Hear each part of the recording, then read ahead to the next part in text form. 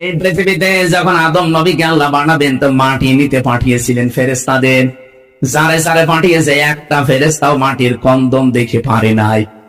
শেষ পর্যন্ত আজরাইল এসে থাবা লাগিয়েছিল, খামসা দিয়েছিল মাটিতে, কন্দন করেছিল।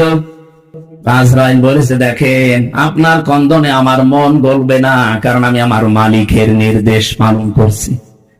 অথচ এর আগে 3 ফেরেশতা কিন্তু এসেছিল, জিবরাইল, মিকাইল, ইসরাফিল, কন্দম দেখে তারা ভুলে গেছে, পারে নাই। হযরত আজরাইল যখন এক খামসা দিয়েছেন, তাফসিরে পড়েছি তার এই এক খামসার ভেতরে মাটি ছিল 40 মিটার। ওইটা দিয়ে আমাদের আদম নবীকে আল্লাহ বানিয়েছিলেন। আদি পিতাকে 60 হাত লম্বা, 36 হাত মোটা।